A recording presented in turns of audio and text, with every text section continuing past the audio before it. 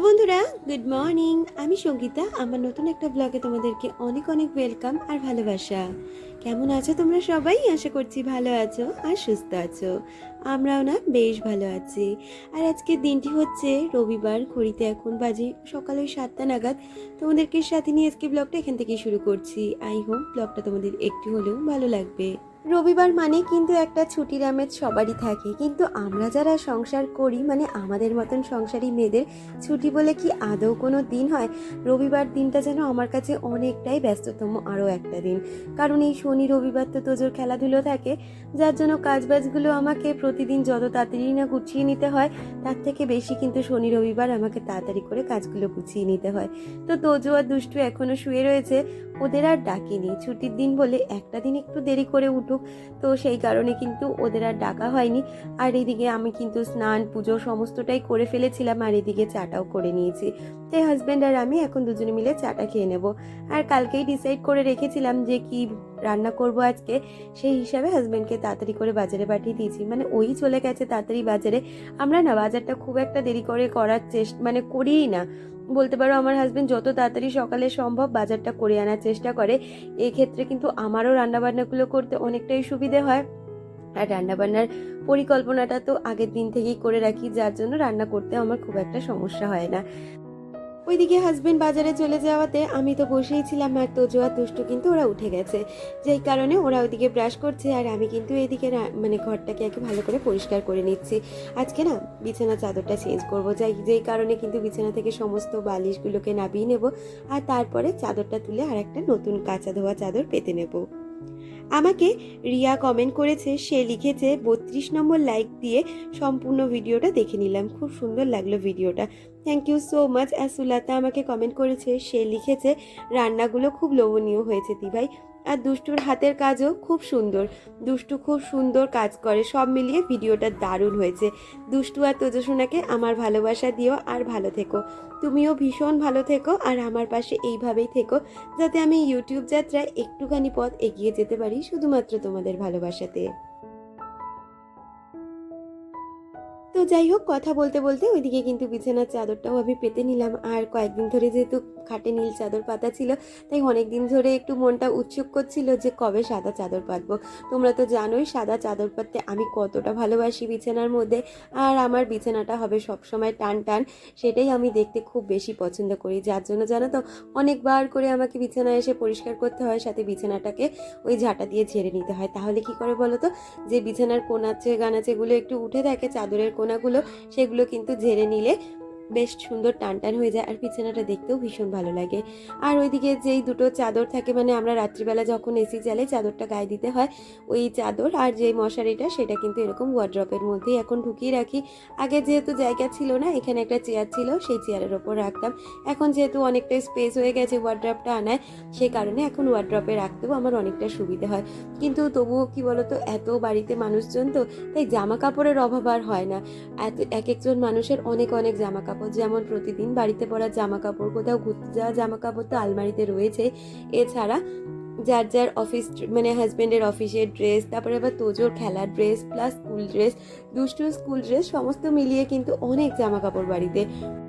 আর এদিকের ঘরে যেহেতু খাটটা ঘুরিয়ে দেওয়া হয়েছে, সে কারণে জানো তো এই ঘরটা আর আমরা এখন ইউজই করি না। আগে তাও টুকটাক আমরা কিন্তু আসতাম, চাটা খেতাম সকালে, সেই কারণে ঘরটা ব্যবহার করা হতো। এখন সেটাও আমরা করি না। চা খেতে হলে আমরা আমাদের ঘরের যে মাটিতে সেখানে বসেই চাটা খাই। আর এই ঘরটা শুধুমাত্র এই যে জামা কাপড়গুলো দেখছে, শুধুমাত্র এই জামা কাপড়গুলো রাখতেই ব্যবহার করা হয়। কালকে হাজব্যান্ড অফিস থেকে এসে জামা কাপড়গুলো এখানে এইভাবে মেলে দিয়েছিল, আর সেগুলো আর গুছাইনি যেহেতু মেলা ছিল। আর এখন সেগুলোকে সুন্দরভাবে গুছিয়ে নিচ্ছি। প্লাস তোজো যেহেতু কালকে খেলে এসেছে বিকালবেলা, সেও জামা কাপড়গুলো এখানে রেখে দিয়েছিল কালকে, আর এগুলো কিছুই করা হয়নি। আসলে মাঠে না অনেকটা সময় বসে থাকতে হয়, তো তারপরে এসে না বাড়িতে সেরকমভাবে কোনো কাজবাজি করে ওঠা হয় না। যতটা কাজ থাকে দুষ্টু কিন্তু আমি আসার আগে করে নেয়, মানে বিকালে যে জামা কাপড় গোছানো বা জল ভরা, পুজো দেওয়া, এগুলো দুষ্টুই করে নেয়। তারপরে এসে যে জামা কাপড়গুলো থাকে সেগুলো আমি শুধু মেলে দিই, কারণ ওই ঘাম, এখন যা গরম, সেই ঘামের জামা কাপড় তো আর আমি ভাঁজ করে রেখে দিতে পারি না।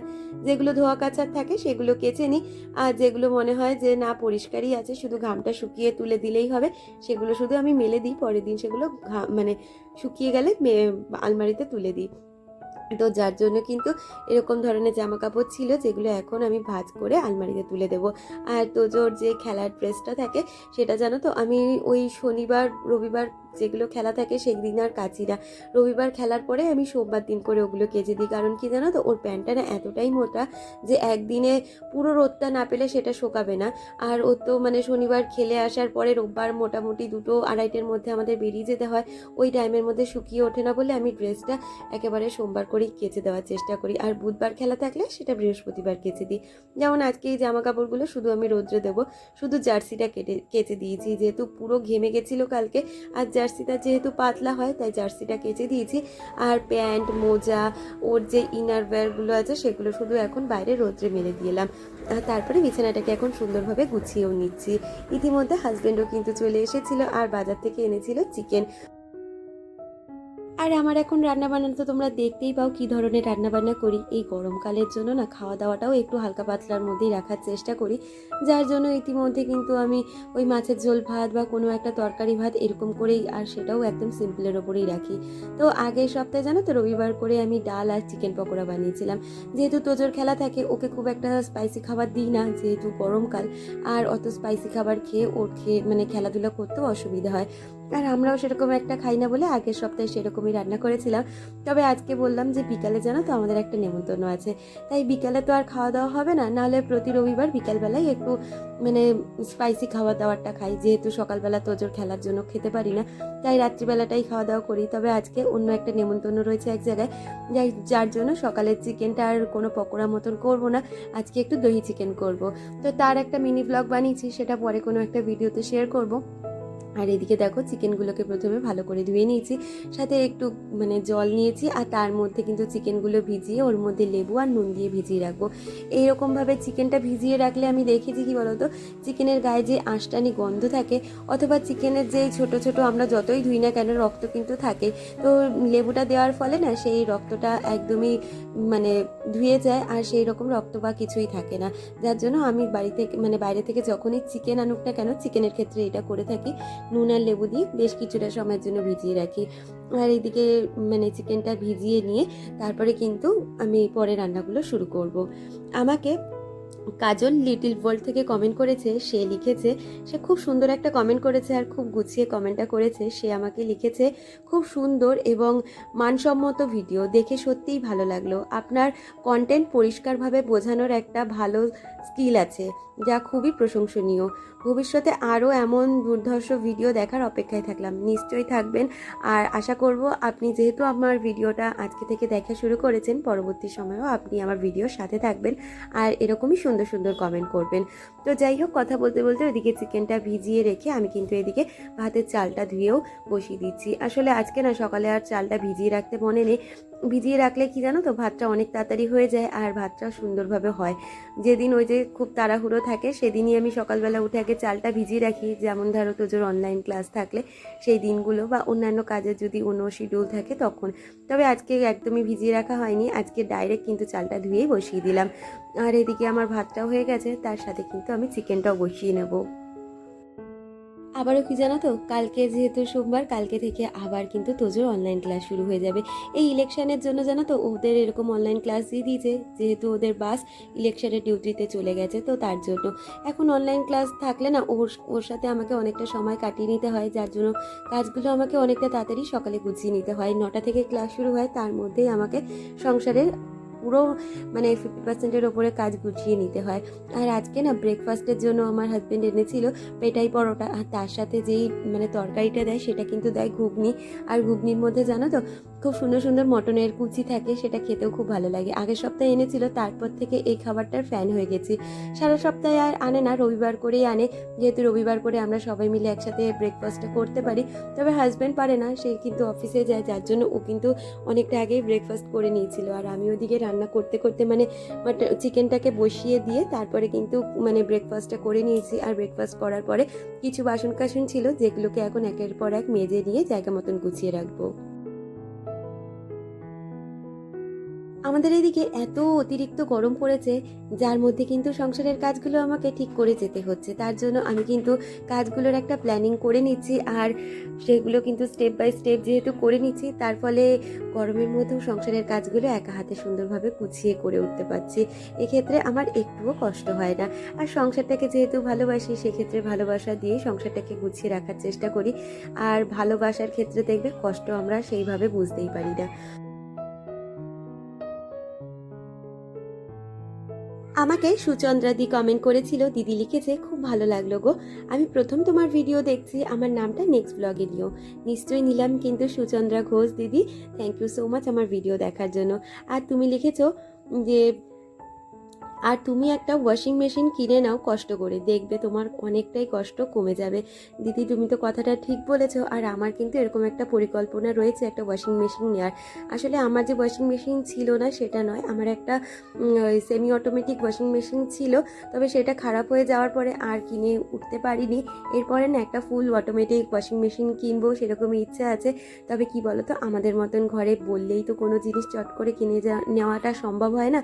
তো সেক্ষেত্রে একটু পরিকল্পনা তো আছেই, নিশ্চয়ই খুব তাড়াতাড়ি সেরকম একটা কাজ করব। আর সেটা হয়তো বলতে পারো কখন দেখতে গেলে আমি নিজের ইনকাম থেকেও করতে পারি, সেটা পরবর্তী চিন্তা। তবে মাথাতে এরকম একটা চিন্তা রয়েছে যে একটা ওয়াশিং মেশিন কিনবো। আর তুমি আরও একটা কমেন্ট করেছো, তুমি লিখেছো আর তোমার ফ্রিজে একটা ওয়াল স্টিকার লাগিয়ে নিও, খুব ভালো লাগবে দেখতে। তুমি ঠিকই বলেছো, দেখি ওয়াল স্টিকার নিয়ে লাগাবোই। আসলে কি জানো তো, এই মুহূর্তে ফার্নিচার বলতে একটা ওয়াশিং মেশিন অবশ্যই কিনবো, আমার না হলে ভীষণই অসুবিধা হয়, যেটা এই বছরের মধ্যে কিনে ওঠার চেষ্টা করব। আর ফ্রিজটা না আমার অনেক পুরনো, প্রায় ধরো 12-13 বছরের পুরনো ফ্রিজ, এখনও না এত ভালো রয়েছে, যার জন্য ওটা চেঞ্জ করার কথা আমি চিন্তাই করি না। তবে ইন ফিউচার যে আমি কখনো ফ্রিজ চেঞ্জ করবো না সেটা কিন্তু নয়, তবে তার আগে বাড়িতে না একটু হাত দেওয়ার ইচ্ছা আছে, তারপরে দেখা যাক সময় সুযোগ বুঝে ফ্রিজ কিনবো। আর এই যে সকালবেলা না এই ছুরিটা আমাকে হাজবেন্ড কিনে দিয়েছিল, আগের ছুরিটাও বেশ ভালো, তবে ওটা আমার সবজি কাটার ক্ষেত্রে একটু ছোট হয়ে যায়, যার জন্য এই বড় ছুরিটা কিনে দিয়েছে। তবে ছুরি তো কিনে দিয়েছে ঠিকই, এই ছুরি দিয়ে আজকে আমার একটা দুর্ঘটনাও ঘটে গেছে, সেটা তোমাদের সাথে ধীরে ধীরে শেয়ার করছি। তো দেখো আজকে দুপুরে যেরকম দহি চিকেন করেছি তার সাথে একটু স্যালাডও রাখবো, কারণ গরমের দিনে না স্যালাডটা আমি সবসময় রাখি, শশাটা খেলে শরীরটা অনেকটাই ঠান্ডা থাকে, তাই সব খাবারের মধ্যে আমি শশাটা রাখার চেষ্টা করি যে কোনো মানে মিলের সাথে। তাই এদিকে শশাটা ছাড়িয়ে নিয়েছি, আর আজকে দুটো শশাই একসাথে কেটে নিয়েছি। অন্যান্য দিন একটা শশা রেখে দিই, যেমন আগের দিন রায়তাতে একটাই শশা দিয়েছি, আর তবে আজকে দুটোই শশা দিয়ে দিলাম। আর ওই যে লেবুগুলো দেখছো, এগুলো কিন্তু আমার বাপের বাড়ির গাছের লেবু। আসলে এই লেবু গাছটা জানো তো আপন ইচ্ছায় হয়েছে। আমার মা যখন বেঁচে ছিলেন, ওই রান্নাঘরের পিছনে না লেবুর বীজ ফেলতো খেয়ে খেয়ে, আর ওই বীজের থেকে এই লেবু গাছটা হয়েছে। এখন এত ফল ধরে, মানুষটা নেই কিন্তু গাছে এত ফল ধরে। আর আমার বাবা যখনই আসে, আগের সপ্তাহে দুষ্টুকে দিতে এসেছে, তখন এক প্লাস্টিক লেবু নিয়ে এসেছে, আর ওই লেবুগুলোই এখন ঘুরিয়ে ফিরিয়ে খাচ্ছি। গরমকালে তো লেবু খেতে খুব ভালো লাগে, গন্ধরাজ লেবু হলে তো কথাই নেই। দোকানে কিনতে গেলে এক একটা লেবু 10-12 টাকা পিস পড়ে যায়, আর এখন যেহেতু বাড়ির গাছের লেবু, সেক্ষেত্রে খাওয়ার আনন্দটাই বেশি। আর এই দেখো লেবু কাটতে গিয়ে নতুন ছুরিতে আমার আজকে উদ্বোধনটা হয়েই গেছে, হাতটা পটাশ করে কেটে গেছে, বুঝতেই পারলাম না কি করে কেটে গেছে। আসলে লেবুটায় চাপ দিতে গিয়ে না ওই মাথাটাও যে এতটা ধার ছিল সেটা বুঝতে পারিনি, ওই ছুরির মাথাতেই হাতটা কেটে গেছে। তো প্রথমের দিকে অসুবিধে হয়নি, তবে লেবুর রসটা যখন কাটছিলাম, লেবুর রসটা হাতে পড়ে ভীষণ জ্বালা করছিল। তো দুষ্টু এসে আবার দেখে আমাকে ব্যান্ডেড লাগিয়ে দিল, একটু ব্যথা করছিল, তবে আস্তে আস্তে ঠিক হয়ে গেছে। এরকম কত কাজ করতে গিয়ে কত হাত কাটলো, তেল ছিটলো গায়ে, এটা ধরে রাখার না। তবে আজকে ক্যামেরাটা যেহেতু অন ছিল, তোমাদের সাথে শেয়ার করতে পেরেছি আর ওটাই দেখালাম। তো যাই হোক, এদিকে লেবুটা আর শশাটা কাটা হয়ে গেছে, সাথে নিজের হাতটাও কেটে ফেলেছি। আমাদের মতন মেয়েদের সংসার করতে গেলে এর থেকে কত কিছুই হয়, তাই না বলো? তো এটাকে ধরে রাখলে তো আর হবে না, সংসারের কাজগুলো করে যেতে হবে। ওইদিকে দুষ্টু আমাকে এসে ব্যান্ডেডটা লাগিয়ে দিয়েছে। এদিকে না দেখতে গেলে তোজো, দুষ্টু, আমার হাজবেন্ড ভীষণ কেয়ার করে, কিছু লাগলে বা কোনো কিছু প্রবলেম হলে আগে ওরা আসে কি হয়েছে না হয়েছে খোঁজখবর নিতে।